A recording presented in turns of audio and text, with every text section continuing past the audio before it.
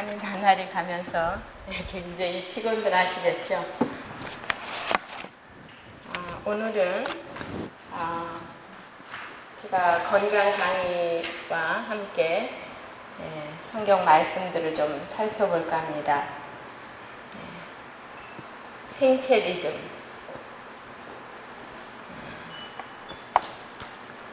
미국은 지금 도덕적으로, 경제적으로, 정치적으로, 사회적으로 종말을 예고하는 구호가 TV나 잡지나 인터넷에 한 자리를 차지하고 있죠. 그래서 거기에서 제가 여러 가지 그 제목들을 뽑아 보니까 America Apocalypse, 미국의 종말, 또 Countdown to D-Day. 지금 카운트다운이 뭐를 향해서 되고 있는 거예요? D-Day가 뭡니까? D-Day, 데드라인, 죽는 점에, 죽는 선에까지 카운트다운 하고 있다는 거예요, 지금. 그 다음에 The final countdown has begun. 마지막 카운트다운이 이제 시작되었다. 이미 시작되었다. 또 The Judgment Day for the United States of America, 이런 소리가 있어요. 미국은 지금 USA는 심판의 날이다. USA를 위한 심판의 날. 뭐 이런 제목들이 인터넷을 미웁니다. 날마다. 얼마 전에 뉴스에는 그 뱅크 오브 아메리카, 그 미국의 큰 은행이죠. 그 은행이 지금 파산 직전에 있는데, 그 은행은 지난 서프라임 몰게지 사건 때 망했던 리만 브라더스, 그거보다도 3.6배가 더 큰 그러한 은행입니다. 그래서 지금 들려오는 소식들은 이렇게 심상치 않은데, 우리 백성들은 왜 이토록 깊은 영적 잠에 취해 있는지 너무나 이상할 정도입니다. 시집가고 장가들고 뭐 계속 세상은 잘 돌아가고 있습니다. 그래서 특히 미국에서 들려오는 소리는 운명지어진 백성, Doomsday, America Doomsday, 운명지어진 미국, 이런 것들로 제가 이메일들을 받고 있는데요. 시대의 소망 제 3장 때가 참에 그 장에 보면은 미국이 지금 유대 민족의 멸망이 예수님 초림 당시에 예루살렘 성전이 멸망하기 전에 어떠한 일들이 일어났는가? 로마 제국이 멸망하기 전에 얼마나 유사하게 일어났던 그 일들이 지금 미국 땅에서 그대로 이루어지고 있다고 경제학자들은 그렇게 말을 하고 있어요. 이 경제학자들은 우리가 계시록이나 다니엘에서 예언을 들여다보듯이 그렇게 들여다보는 사람들은 아니지만, 그들은 경제와 정치만 보는 분들이에요. 현실에 나타난 그런 분들이 하는 이야기는 어쩌면 시대의 소망을 읽은 사람같이 이 얘기하는 것을 듣고 제가 깜짝 놀랐습니다. 여기에 보니까 구주께서 강림하실 수 있도록 세상의 상태가 무르익었다. 여러 국가가 한 정부 하에 연합되어 있었다. 지금 한 정부의 세세계 질서, One World Government, 이런 것들을 슬로건을 내걸면서 지금 모든 세계의 정부들이 연합되는 모습들을 볼 수 있죠. 그 다음에 한 방언이 널리 사용되고 그것이 어디서나 문학적 언어로 인정을 받았다. 예수님 초림 당시는 로마 제국, 그 거대한 로마 제국이 한 언어, 헬라어를 사용했죠. 그 다음에 미국 영어가 지금은 온 세계의 표준어입니다. 그렇죠? 그래서 한국도 엄청나게 영어를 배우고자 하는 그 붐이 일어났었죠. 오랫동안. 지금도 마찬가지죠. 그것이 어디서나 문학적 언어로 인정을 받았다. 흩어져 있던 유대인들이 연례적인 절기에 참여하기 위하여 각처에서 모여들었다. 그러면 왜 이렇게 미국이 이러한 파산 직전에 있고 운명 지어진 나라가 되어버렸는가? 그 근본적인 이유는 여러 가지가 있고 하나님의 주대 아래서 하나님이 어떠한 일을 허락하시기 때문에 물론 근본적으로는 일어나지만 우리가 그 역사를 통해서 볼 때 우리의 생체 리듬, 우리 몸속에 있는 생체 리듬을 파괴하고 그 리듬을 우리가 중요하게 생각하지 않는 우리의 생활 태도, 방종한 생활 태도로 인해서 이러한 운명이 우리 앞에 내리고 있습니다. 한 사람 한 사람 여러분과 제가 생체 리듬을 따라서 살지 못할 때 가정이 붕괴됩니다. 제가 많은 가정이 깨지는 그 뒷면을 쳐다보면 남편은 2시나 3시나 술을 먹고 들어와서 늦게 자고 자고 있는 아이들과 부인을 깨워가지고 밤에 소동을 불리고 불을 다 집안 불을 켜고 라면을 끓여달라고 하고 라면을 끓여 먹고 이런 가정이 한두 가정이 아니에요. 그러면서 이 가정이 붕괴됩니다. 여자가 도저히 살 수가 없어서 이혼을 하든지 도망을 가든지 아이들은 아이들대로 다 망가져버리고 자녀들이 망가집니다. 학생들이 망가져요. 저희 아이가 대학교에 들어갔어요. 거의 고등학교 3학년 때부터 계속 이제 홈스쿨을 하다가 고3부터 학교를 보내기 시작했는데 대학교를 얘가 들어갔어요. 근데 그 미국 대학에 이제 1학년 때는 누구나 기숙사에 이렇게 들어오게 해요. 근데 엄마, 제가 룸메이트를 내가 원해서 한 것도 아닌데 학교에서 룸메이트를 정해서 이렇게 다 들여보내주는 거예요. 그런데 이 미국 아이가 여자아이인데 밤 2시에 술 먹고 들어가지고 자기하고 같은 이제 방원인데 계속 토하고 거기서 개걸대고 그러니까 얘가 잠을 다 깨가지고 도저히 공부를 할 수가 없고 피곤해 죽겠다는 거예요. 요즘 아이들이 다 그래요. 그러면서 아이들이 새벽 2시, 3시경에까지 뭐 놀고 게임하고 뭐하고 공부하는 아이들은 물론 공부하지만 그렇지 않은 아이들은 라면, 그러다 보면 배가 고프니까 라면 끓여 먹고 미국 아이들이나 한국 아이들이나 다 똑같아요. 그런 생활들을 이 기숙사에서 아이들이 다 하고 있습니다.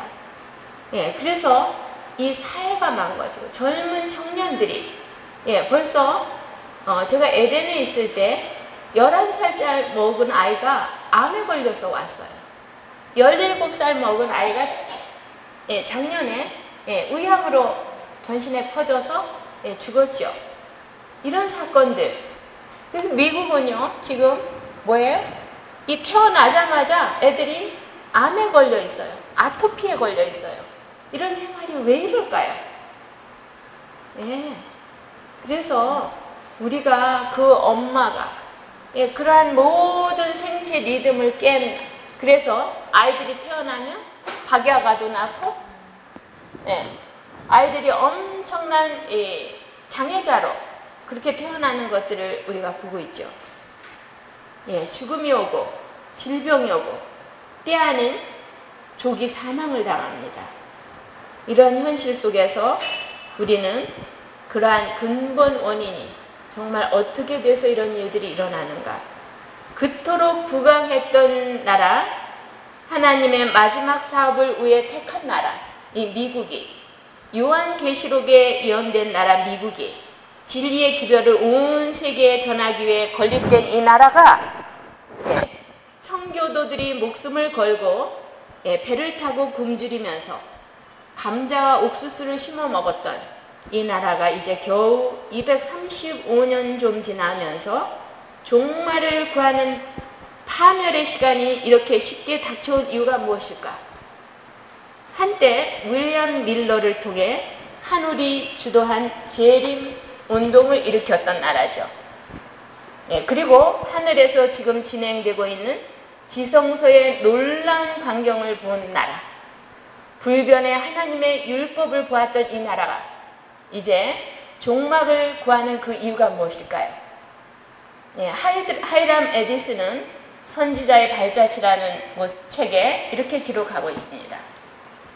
우리들은 욕하고 비방하는 사람들을 만나지 않았으면 하는 마음으로 황량한 옥수수밭을 걸어갔으며 각자 자기들의 생각에 몰두하며 걸어갔다. 밭 중간쯤 건넜을 때 에디슨이 멈추었다. 그에게 천국이 보인 것이다. 나중에 그가 서술하기를 나는 전능자가 천국에서 나오는 것이 아니라 그가 성소의 두 번째 방으로 그날 1844년 10월 22일 그날 처음 들어가는 것을 분명하고 너무도 선명하게 보았으며 그가 지상에 내려오기 전에 그곳에서 해야 할 일이 있음을 보았다. 이런 기록이 있습니다. 그렇죠. 하이람 에디슨을 통해서 그 나라의 지성소에 하늘나라에 있는 지성소에서 무슨 일이 지금 이루어지고 있는가를 보이신 그 나라 미국에서 지금 어떠한 일이 일어나고 있습니까? 왜 종말을 구하고 있습니까? 누가복음 17장 27절로 29절에 보면 노아가 방주에 들어가던 날까지 사람들이 먹고 마시고 장가들고 시집가더니 홍수가 나서 저희를 다 멸하였으며 또 롯의 때와 같으리니 사람들이 먹고 마시고 사고 팔고 심고 집을 짓더니 롯이 소돔에서 나가던 날에 하늘에서 불과 이왕이 비오듯 하여 저희를 다 멸하였느니라. 그렇죠. 에스겔 16장 49절 50절 네 아우 소돔의 죄악을 이러하니 그와 그 딸들에게 교만함과 식물의 풍족함과 태평함이 있음이며 또 그가 가난하고 궁핍한 자를 도와주지 아니하며 거만하여 가증한 일을 내 앞에서 행하였습니다. 그러므로 내가 보고 곧 그들을 없이 하였느니라. 무시무시한 말이죠. 내가 보고 미국을 내려다 보시는 하나님. 그래서 곧 그들을 없이 하였느니라. 소돔에 이러한 파멸이 다가온 것을 볼 때 그 원인이 무엇이었겠어요?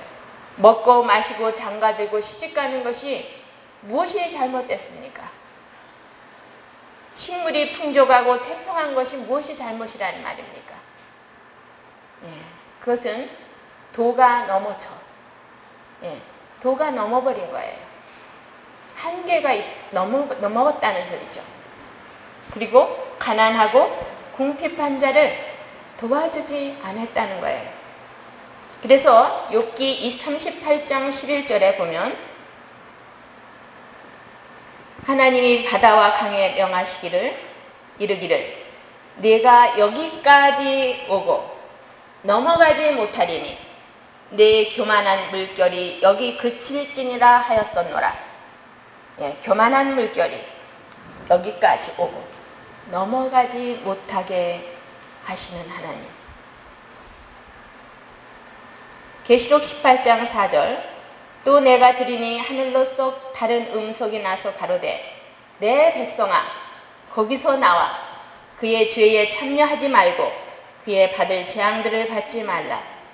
5절 그 죄는 하늘에 사무쳤으며 하나님은 그의 불의한 일을 기억하신지라. 그 죄가 무엇입니까? 도가 넘는 것, 한계를 넘어버리는 것. 한계를 넘을 때 바다가 경계를 넘어서 넘쳐 흐르듯이 죄가 넘쳐 흐르고 한계를 넘을 때 하나님께서는 그 불의를 기억하시고 멸망과 재앙을 쏟으십니다. 이 모든 하나님께서 만든 식물과 동물들, 미생물에 이르기까지 곤충, 이러한 꽃도 하나님의 법칙에 따라, 생리 법칙에 따라 움직여 살고 있지만 만물에 영장되고 하나님의 형상을 따라 창조된 인간이 이러한 하나님의 법칙과 하나님께서 우리 몸속에 넣어준 그런 생리 리듬을 깨는 그러한 불의, 그러한 죄, 이런 것들은 하나님의 재앙을 초래하는 것이 역사적으로 볼 때 분명합니다.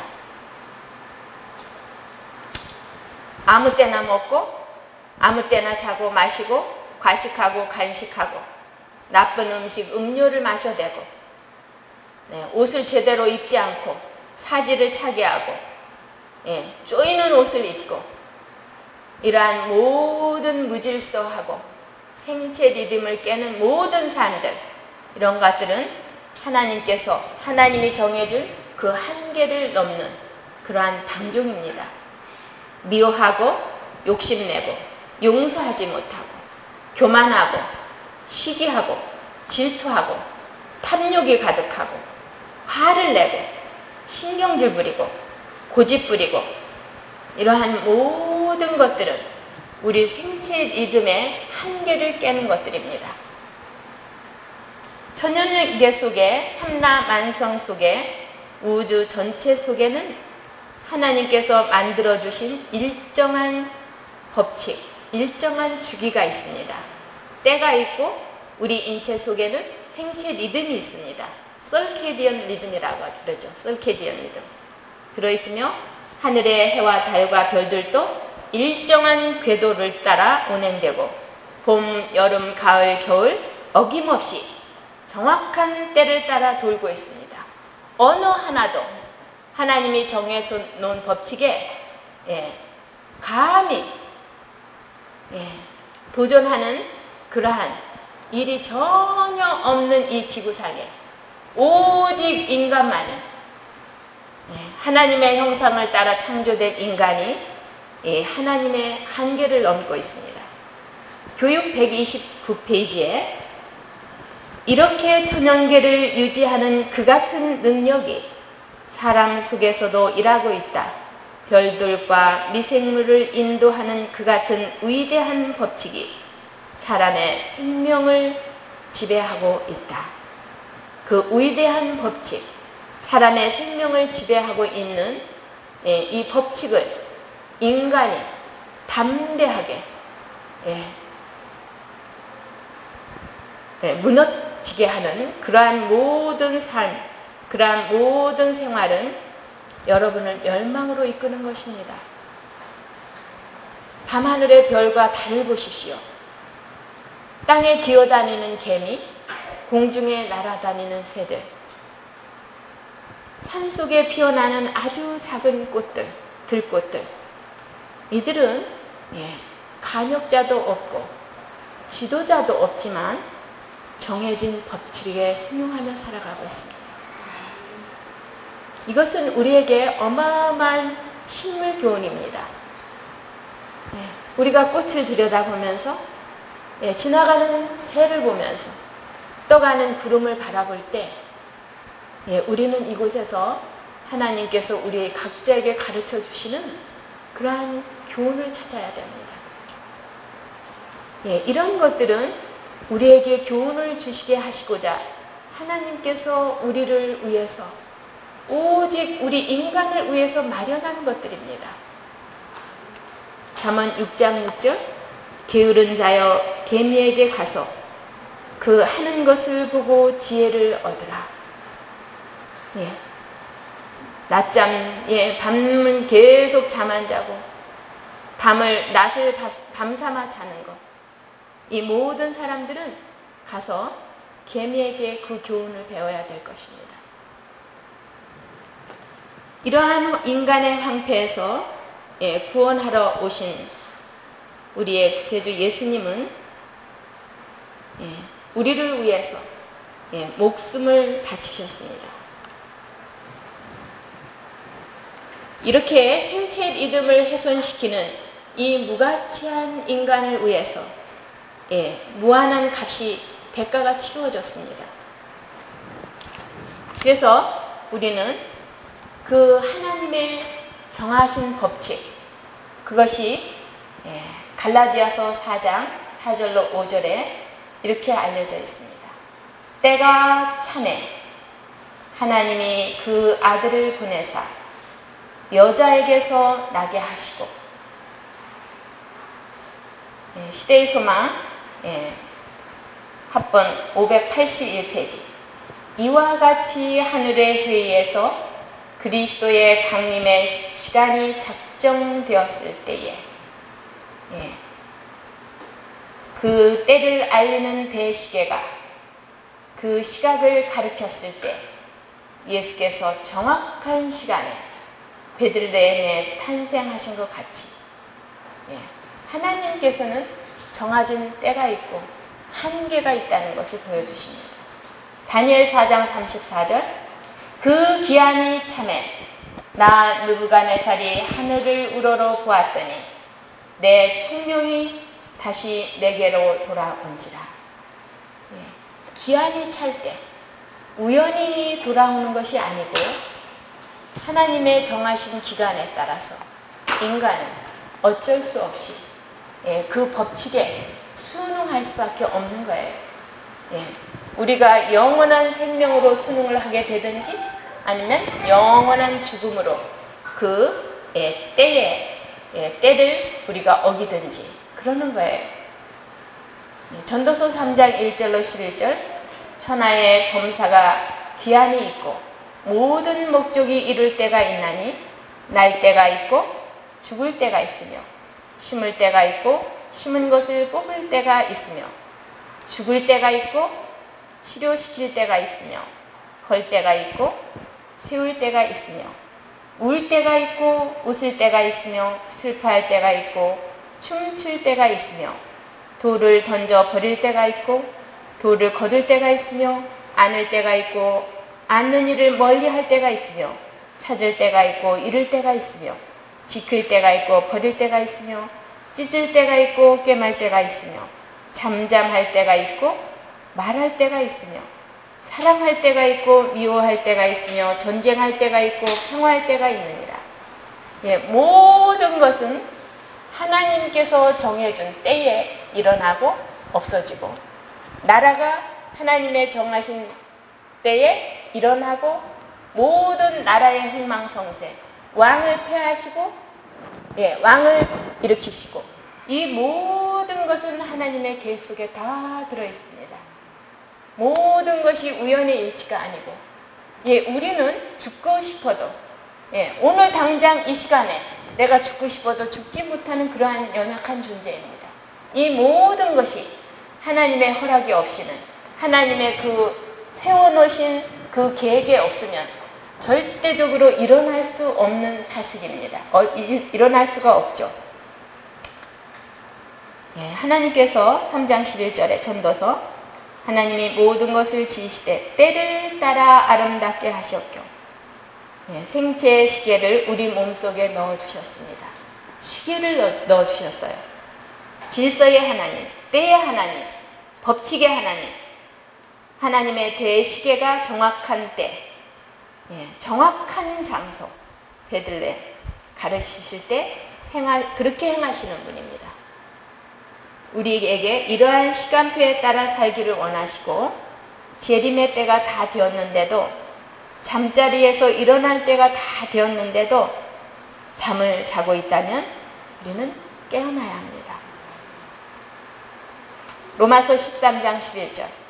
또한 너희가 이 시기를 알거니와 자다가 깰 때가 벌써 되었으니 이는 이제 우리의 구원이 처음 믿을 때보다 가까웠습니다.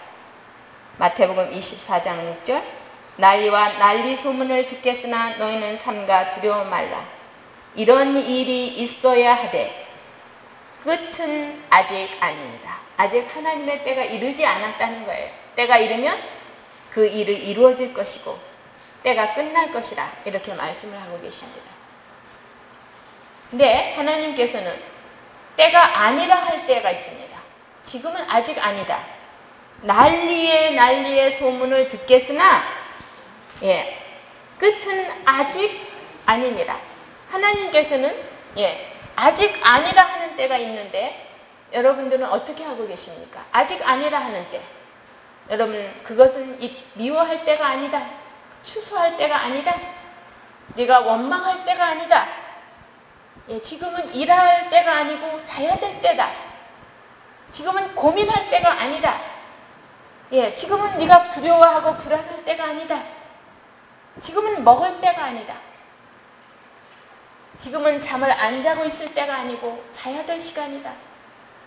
이렇게 아니라고 하실 때 여러분들은 어떻게 하십니까? 여러분의 고집으로? 여러분의 교만으로? 자만심으로? 아닙니다. 하나님 제가 밤을 새워서 일을 해야 될 때입니다. 여러분 그렇게 말을 하지 않습니까? 우리 집사님? 어떻게 얘기하고 있어요? 하나님께. 때가 아니라는 거예요. 지금은 여러분이 남을 원망하고 욕하고 미워하고 고민하고 두려워하고 잠에 취해서 있을 때가 아니라고 그렇게 말씀을 하시는데도 아닙니다. 하나님 저는 그 사람이 너무 미워서 용서할 수가 없습니다. 우리가 얼마나 그러한 삶을 살고 있습니까?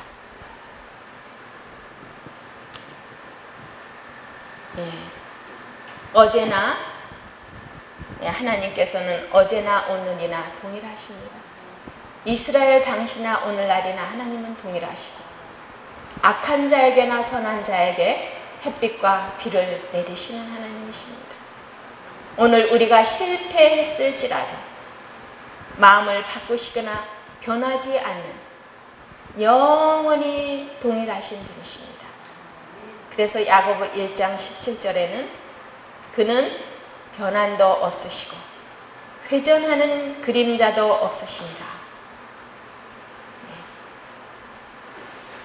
근데 우리 몸속에서 이 생체 기능에 주요 역할을 맡고 있는 장기가 어떤 것이죠?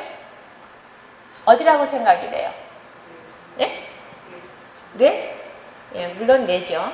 물론 뇌인데 직접적으로 크게 관계되는 것이 여기에 있는 나비 모양으로 생겼습니다. 그 어떤 말 안장같이 생겨있는 장기. 뭐예요? 갑상선. 무게는 이런 수밖에 안 됩니다. 갑상선에서 하는 일은 어마어마하게 많습니다. 우리의 이렇게 움직이고 눈을 뜨고 손가락을 움직이고 팔을 움직이고 이런 모든 활동을 관장하는 기관입니다. 그리고 우리의 감정, 우리의 정서를 균형지게 유지해 주는 겁니다.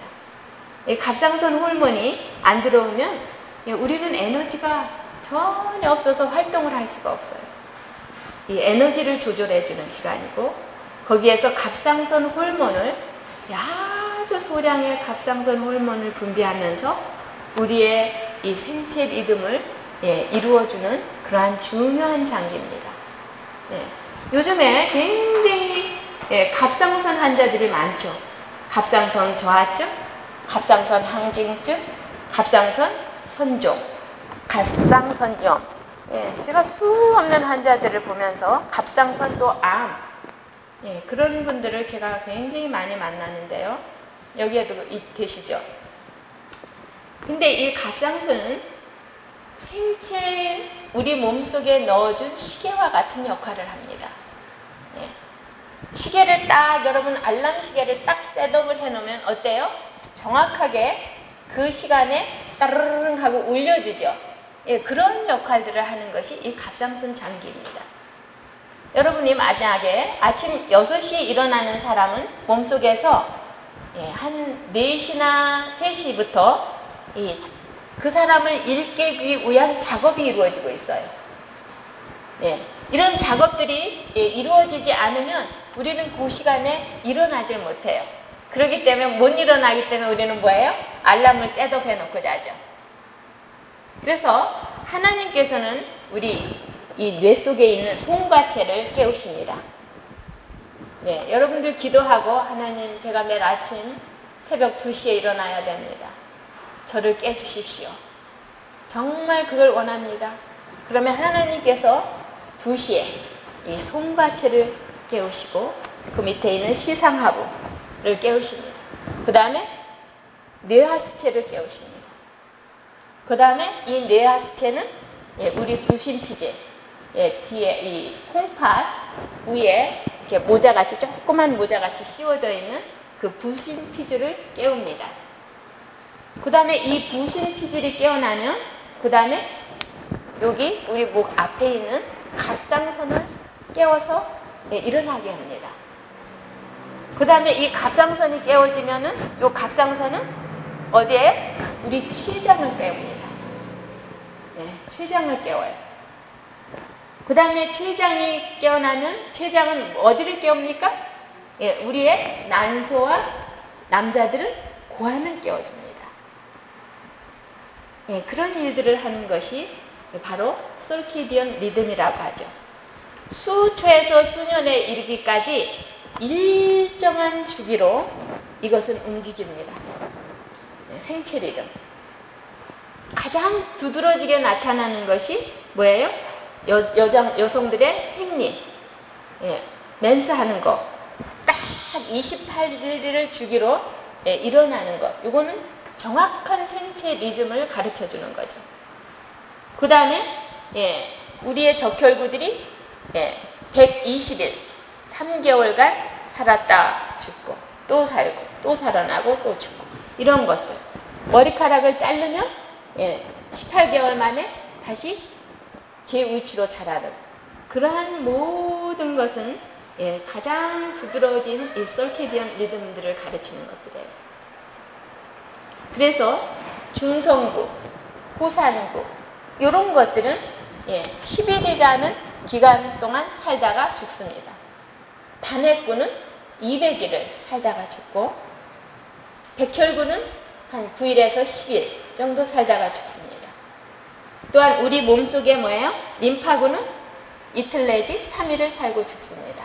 이러한 모든 것이 하나님이 정해주신 때를 살고 죽고 때를 살고 죽고 이렇습니다. 그 다음에 우리도 신진대사가 24시간 주기로 이루어집니다. 그런데 이러한 주기들을 우리가 다 어기고 생체 리듬이 뭐야? 나는 밤에 일하고 낮에 자야 돼. 우리는 그렇게 살아가고 있습니다. 갑상선 호르몬이 낮 12시에 가장 높이 나옵니다. 높게 측정이 되죠. 그래서 탈무드에 유대인들이 얼마나 영리하고 머리가 좋다고 그렇게 되어 있죠. 이 유대인들이 하루는 저 아는 유대인들이 찾아와서 제가 우리 첫 아이를 임신했을 때입니다. 너 어떻게 영리하고 똑똑한 아이를 낳는 거를 가르쳐 줄까 그래요. 이렇게 조그만 키가 작은 남자분이셨는데 아주 유대인이에요. 미국에서. 그 할아버지가 저한테 그렇게 말씀하세요. 네가 영리하고 똑똑한 머리 좋은 아이를 낳기를 원하면 네가 내 하는 방법대로 그렇게 해라 그런 얘기를 해요. 그러면서 싹 오고 지나가. 난 더 이상 애를 안 낳을 거야. 내가 그랬더니 그냥 싹 가버리셔요. 그래서 이 사람이 무슨 이유로 이런 말을 내가 했을까 하고 얘가 나중에 후에 생각을 해보면서 유대인들의 그 육아교육법 이런 것들을 보면서 제가 하나님께서 그들에게 가르쳐 주신 그 구약의 모든 법도가 이 생체 리듬을 따라 살도록 하나님께서 우리 몸속에 넣어주신 그 시계에 따라서 살도록 그 모든 법칙을 두셨다는 것을 제가 발견했어요. 그것이 가장 두드러진 게 뭐예요? 안식일 계명입니다. 그리고 그 밖에 그들이 아침 저녁으로 말씀을 듣고 그들의 모든 생활 하나하나에서 하나님께서 정해준 규칙을 정말로 바리새인적으로 지켰어요. 그래서 노벨 상을 탄 그 수많은 사람 중에서 유대인이 30% 이상을 차지합니다. 왜 그럴까요? 왜 그렇게 똑똑한 아이가 태어났을까요? 원래 그렇게 생겨났을까요? 머리가 원래 그렇게 좋을까요? 그렇지 않아요. 아무리 부모가 저기 한 아이라 할지라도 영리하고 천재적인 아이가 태어나려면은 생체 리듬을 따라서 그 부모가, 그 부부가 생활을 하면 그런 아이가 태어날 수 있어요. 우리가 여기 효주가 있는데 효주가 굉장히 영리하고 말을 잘하죠. 가만히 보니까 그래도 어느 아이들보다 건강식을 하고 일찍 재우고 깨끗한 공기 속에서 살고 이 모든 생체 리듬에 어울리는 삶을 그 엄마와 아빠가 사니까 그 아이가 그렇게 영리한 거예요. 다른 애들 3살, 4살이 되도록 뭐예요? 말 한마디 못하는 아이들이 천하에 많아요. 이 언어 구사는 굉장히 중요한 겁니다. 그렇기 때문에 우리 애 할아버지가 기억력이 아주 탁월하신 분이에요. 그분은 예수님을 모르신 분인데 장사를 해서 돈을 어마어마하게 그 옛날에 철물점을 하셨어요. 그런데 이분이 그 후손들이 다 머리가 비상하게 좋아요. 근데 수첩이 없어요. 전화번호부도 없고 주소록도 없어요. 그 수많은 외상값, 전화번호, 주소, 모든 거 얼마, 몇 점까지 다 기억하시는 분이에요. 수첩이 없어요. 공부를 안 하신 분이에요. 국민학교도 못 나오신 분이란 말이에요. 제가 미국에서 살면서 보니까 아주 똑똑하고 이 현박사라는 분이 있는데 그분은 박사학위를 받아서 박사가 아니라 그냥 박사예요. 국민학교도 안 나오고 글자를 몰라. 영어를 이 간판을 읽을 줄을 모르는데 운전을 하고 다니시면서 다 찾아다니는 거예요. 참 너무 신기하죠.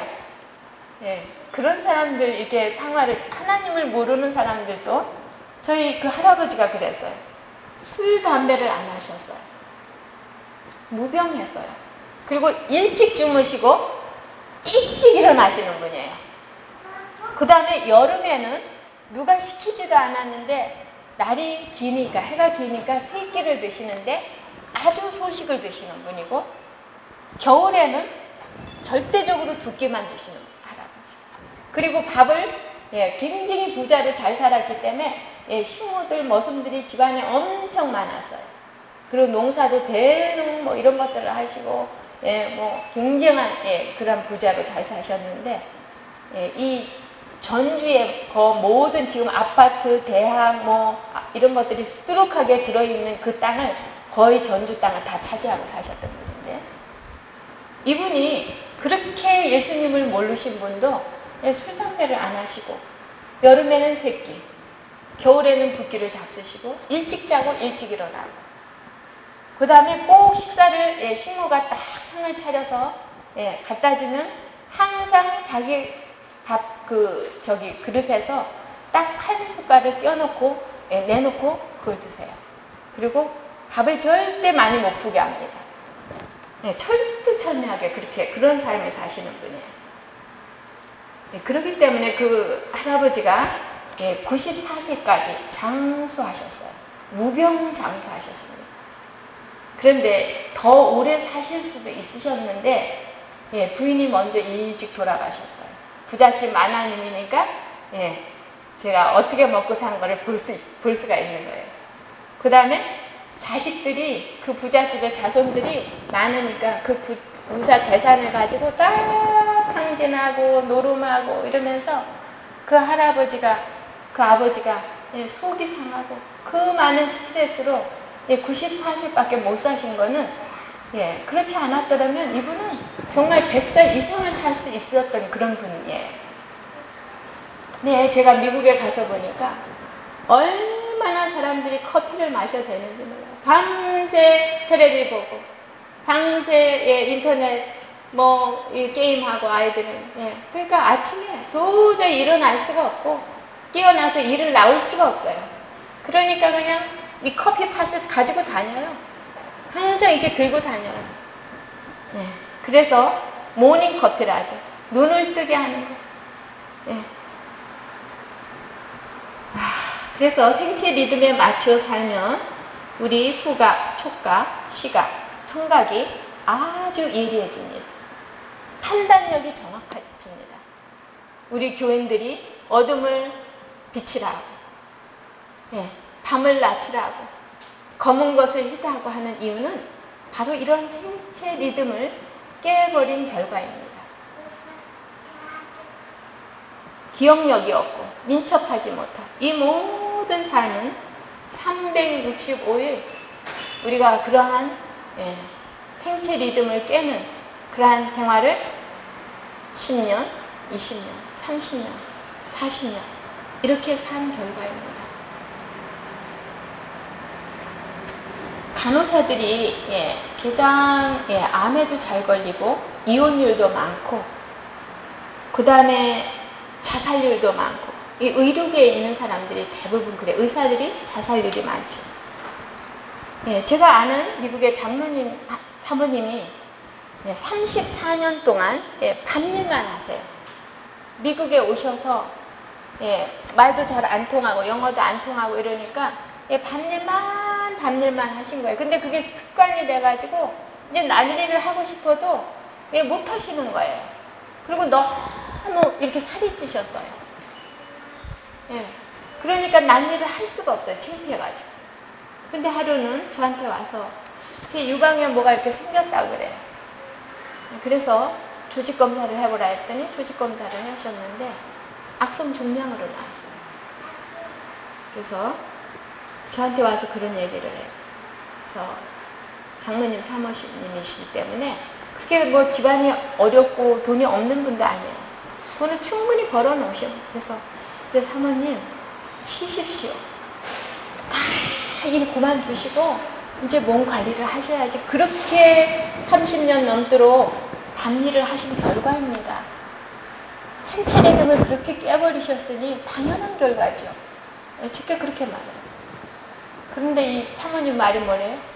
아예 그까지 조그만 좁쌀만 한데 예, 내가 예, 조금 한 몇 년만 더 하면 이제 완전히 은퇴연금을 받는데 미국에서는 은퇴연금을 예, 뭐 65세나 적어도 63세까지 하면 아주 100%가 다 나와요.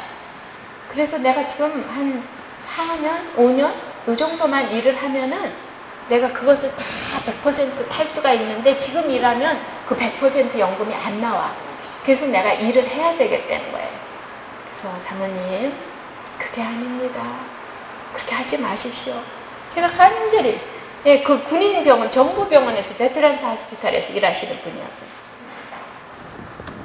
그런데 이분이 예, 그러한 종양을 발견하고도 계속 한 5, 6년간 계속 밤일을 계속했어요. 그래서 얼마 전에 제가 미국에서 들려오는 저희 언니가 그래요. 와, 그 장모님이 유방암이 완전히 다 번지고 예, 너무 심해져서 이제 교회도 못 나오신다 그래요. 예, 너무너무 제가 가슴이 아팠어요. 예. 그래서 집중해서 우리가 이런 생체 리듬을 회복하기 위해서 노력하면 다시 회복이 될 수 있지만 예, 우리가 너무 지나치게 생체 리듬을 파괴하면 그 기간이 엄청 많이 걸리고 회복하기가 힘들어져요. 그래서 이런 생체 리듬을 강화할 때 그 아이들이 밤새워 가면서 그렇게 공부할 필요가 없어요. 1시간 공부할 것을 3, 40분이면 해낼 수가 있어요. 어떤 사람은 2, 3시간 일을 막 죽으라고 하는데 어떤 사람은 한 3, 40분에 팍 해치워버리는 사람들이 있죠. 우리가 습관도 중요하죠. 빨리 신속하게 재빠르게 일하는 습관을 길러야 돼요. 느리적거리고 꼼지락대고 다른 사람 1시간 할 거를 이 사람은 3, 4시간씩 하고 이거는 습관이에요. 그래서 집중해가지고 그 일을 하고 집중해서 공부를 하면 여러분 엄청나게 시간을 세이브하실 수가 있어요. 예, 사람은 모두 다 24시간을 가지고 있죠. 25시간, 26시간을 하루 동안 가진 사람이 아무도 없어요. 근데 어떤 사람은 어마어마한 업적을 이루어낼 수 있는가 하면 화이트보이는 그런 분이었죠. 일찍 주무시고 일찍 어떤 데는 12시, 1시, 2시에 일어나신 분이에요.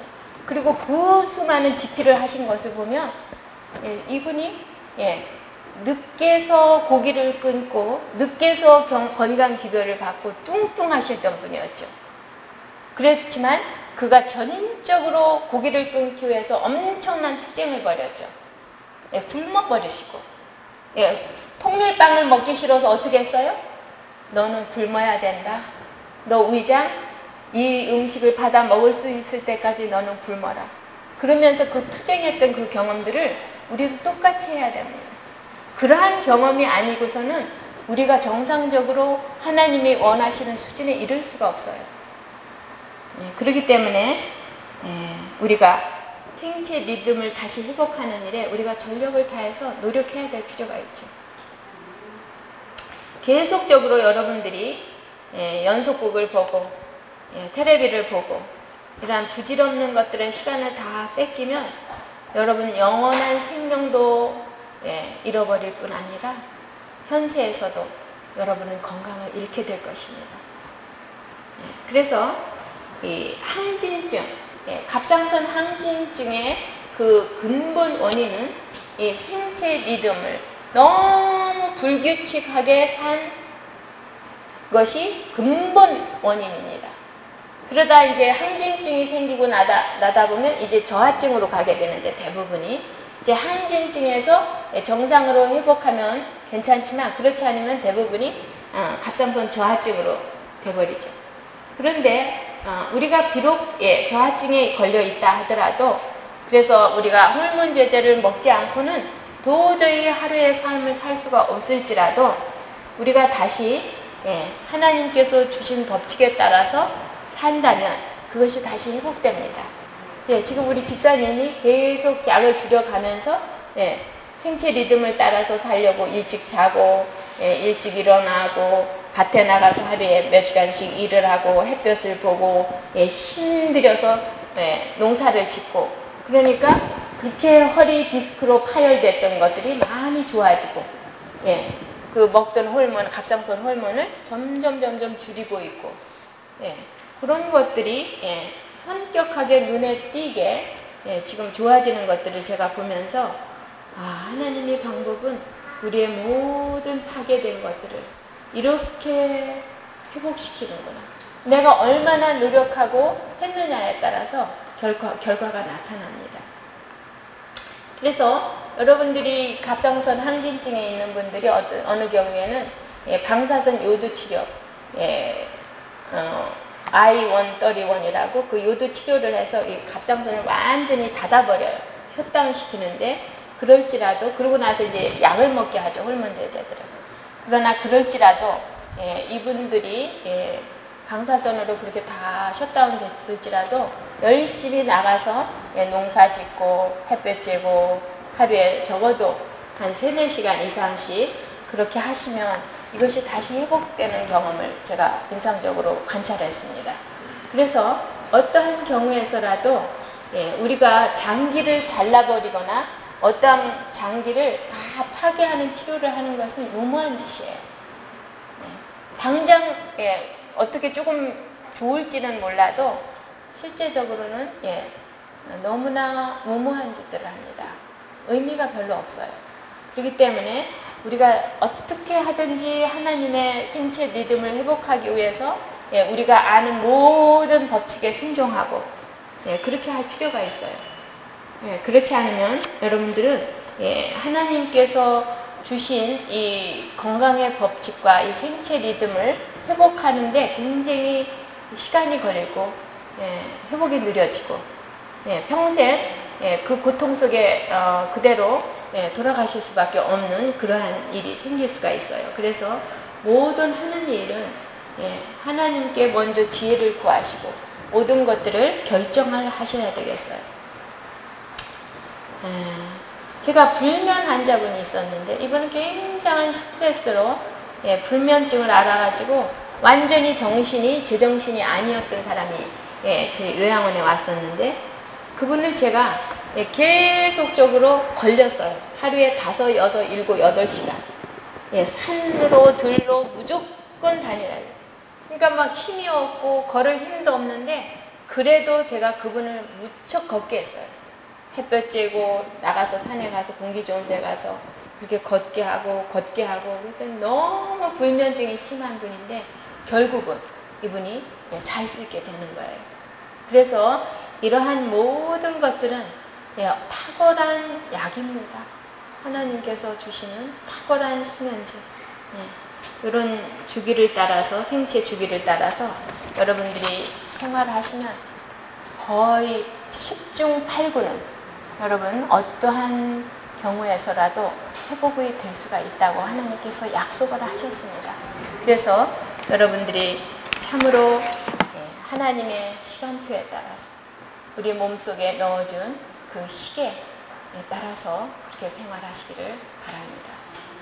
같이 기도하실까요?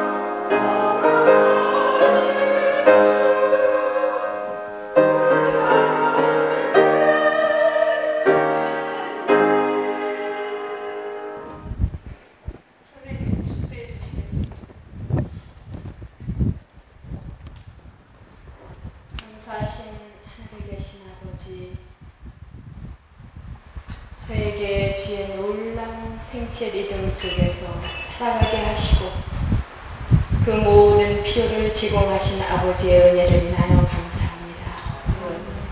우리가 이 모든 법칙을 어긴 죄를 용서하시고 우리의 병든 몸과 영혼을 주님께서 이 안식일을 통해서 회복시켜 주시며 우리의 죄를 뉘우치고 주님께서 원하시는 법칙에 따라서 우리가 절대적으로 순종하면서 살도록 새로운 결심을 저에게 넣어주시옵소서. 주께서 이제 우리가 헤어질 때에 주의 성신의 도우심과 인도하심이 이제 일주일을 살 때 저와 저희와 모든 주님의 백성들에게 함께 하시고 인도자가 되어 주시옵기를 예수님 이름으로 기도합니다.